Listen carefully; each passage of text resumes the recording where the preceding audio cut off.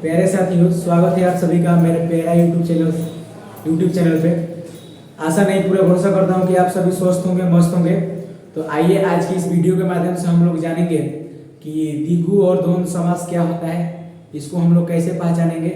तो सबसे पहले मैं आपको बताना चाहता हूँ कि अगर इस पेज को आप लाइक नहीं किए होंगे, सब्सक्राइब नहीं किए होंगे, कमेंट नहीं किए होंगे तो मत कीजिएगा, क्योंकि देखिए जब तक आप शुरू से अंत तक वीडियो तक बने रहिए, उसके बाद आपको समझ में आ जाने के बाद आप इस वीडियो को लाइक कीजिएगा, कमेंट कीजिएगा और सब्सक्राइब कीजिएगा। आइए हम लोग इस वीडियो के माध्यम से सीखते हैं समास में द्वंद्व समास। द्वंद्व समास किसे कहते हैं? इसमें दोनों पद प्रधान होते हैं। द्वंद्व समास में दोनों पद प्रधान होते हैं, उसे क्या कहते हैं?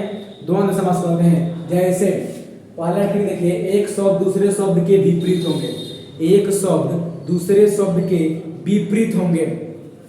और आगे देखिए दूसरा ट्रिक है हमारा कि पहला पद और दूसरा पद के बीच में योजक चिन्ह लगा रहेगा। योजक चिन्ह का मतलब होता है यही, माइनस वाला जो चिन्ह हम लोग देखते हैं वो क्या होता है? योजक चिन्ह। एक शब्द जब दूसरे शब्द के विपरीत होंगे, अब बीच में योजक चिन्ह लगा हुआ दिखाई दे दे तो आप बिना सोचे समझे बोलिएगा कौन समास है?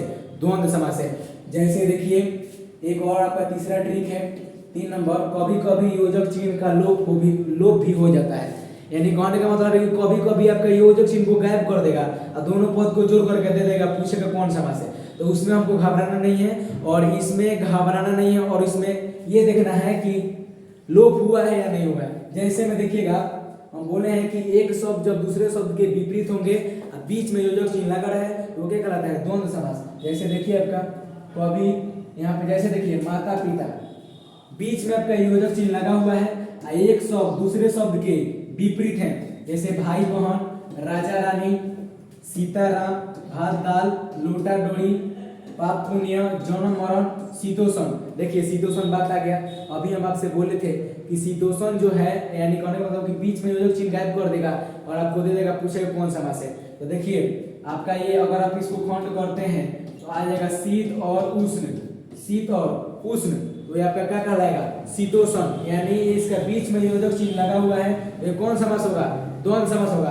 और देखिए एक बात बताएं आपको कि इसमें दोनों पद प्रधान होते हैं। ये आपका जो ये पूर्व पद है, ये आपका जो पूर्व पद है, और ये आपका उत्तर पद है। ये कौन पद है? उत्तर पद। पूर्व पद और उत्तर पद, यानी उत्तर पद का मतलब अंतिम पद और पूर्व पद का प्रथम पद। यानी जिस शब्द में दोनों पद प्रधान होते हैं उसे द्वंद्व समास कहते हैं। जैसे में आप लोग देखें, आइए आप देखिए आपका ट्रिक यही है।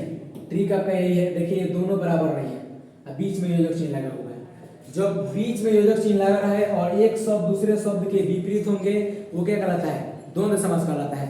इसमें किसी को दिक्कत होगा तो आप सभी कमेंट में कमेंट कीजिएगा। चलिए आगे बढ़ते हैं। फिर देखिए और जैसे देख लीजिए राधा कृष्ण, यानी कहने का मतलब है कि एक शब्द दूसरे शब्द के विपरीत है और बीच में योजक चिन्ह लगा हुआ दिखाई दे दे तो आप उसको बिना सोचे समझे बोलिएगा कि द्वंद्व समास है। एक शब्द दूसरे शब्द के विपरीत बीच में योजक चिन्ह लगा रहा है तो बिना सोचे समझे बोलिएगा कि द्वंद्व समास है। जैसे देखिए गौरी शंकर, अगर इसको हम खंड करते हैं तो क्या हो जाएगा? गौरी शंकर, बीच में योजक चिन्ह आ जाएगा, और जब बीच में योजक चिन्ह आ जाएगा तो आपको कौन समास हो जाएगा? द्वंद्व समास। उसी प्रकार से हरि शंकर, ये भी बीच में योजक चिन्ह लग जाएगा, हरि और शंकर। भाला बुरा, ये भी कौन समास हो जाएगा? द्वंद्व समास। नाक कान, ये भी कौन समास हो जाएगा? द्वंद्व समास। कैसे होगा? क्योंकि बीच में योजक चिन्ह लगा है, एक शब्द दूसरे शब्द के विपरीत है। फल फूल, द्वंद्व समास, इसमें भी बीच में योजक चिन्ह लगा हुआ है और एक शब्द दूसरे शब्द के विपरीत है, जिसकी वजह से ये कौन समास है? द्वंद्व समास। उसी प्रकार से आग, आग पानी पर कौन समास हो जाएगा? द्वंद्व समास। बीच में योजक चिन्ह लगा हुआ है और एक शब्द दूसरे शब्द के विपरीत है, इत्यादि। समझ में ना?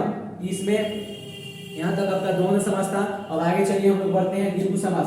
द्विगु समास आखिर क्या है? देखिए जैसे जिस समास का पहला पद प्रधान संख्यावाची तथा दूसरा पद प्रधान होता है, यानी कहने का मतलब यह है कि जिस समास का पहला पद संख्यावाची तथा दूसरा पद प्रधान होता है उसे द्विगु समास कहते हैं। यानी कहने का मतलब है कि जिस समास में पहला पद संख्यावाची होगा, दूसरा पद प्रधान होगा, उसे द्विगु समास कहते हैं। तो जैसे देखिए इसमें कौन आपका पहला पद प्रधान हो रहा है? द्विगु समास। जैसे चौराहा में देखिए, चौराहा में आपका क्या आ रहा है? 4 आ रहा है। चौराहा में आपका 4 आ रहा है, 4 हमारा क्या है? संख्या है। और जब संख्या दिखाई दे तो कौन समास? द्विगु समास। ये आपको बताए हुए हैं कि जिस समास में संख्या दिखाई दे दे आप उसको बिना सोचे समझे बोलिएगा कि वो कौन समास है, द्विगु समास। जैसे में देखिए नौ ग्रहों का समूह, दोपहर, दुवन्नी, इसमें भी दो है, इसमें दो है, त्रिकाल यानी तीन है इसमें संख्या, त्रिगुणा में तीन, पंचमात्र में पांच, पंचवटी में पांच, चौवन्नी में चार, अठन्नी में आठ, अष्टाध्यायी में आठ, त्रिकोणा में तीन, तिमाही में तीन, सप्तमी में सात, आपका चतुर्वेदी में चार, अठकोणा में आठ, त्रिपाद में तीन इत्यादि। एक देखिए ये कहने का मतलब है कि जिस समास में संख्या दिखाई दे दे और उत्तर पद प्रधान हो उसे बिना सोचे समझे आप बोलिएगा कि वो द्विगु समास है। जैसे मैं एक और ट्रिक मैं आपको बताना चाहता हूँ, एक और ट्रिक आप देख लीजिए। जैसे आपका ये हो गया द्विगु समास, द्विगु, दी से आपका हो जाएगा दो, और दो हमारा क्या है, संख्या है, दो हमारा संख्या है, और जब संख्या दिखाई दे देगा तो आप बिना सोचे समझे बोलिएगा कि कौन समास है, द्विगु समास है। आपको यही ट्रिक है, आपका यही आपका मेन ट्रिक है। जिस समास में संख्या दिखाई दे दे आप उसको बिना सोचे समझे बोलिएगा कि वो द्विगु समास है। इसी के साथ इस समास में अगर किसी को दिक्कत होगा तो कमेंट करके कमेंट बताइएगा। अगले वीडियो फिर आगे हम लेकर आएंगे बहुव्रीहि और कर्मधारय समास। तो इसी के साथ आप लोग लाइक कमेंट सब्सक्राइब और शेयर कीजिए दबा करके। थैंक यू, लव यू, जय हिंद।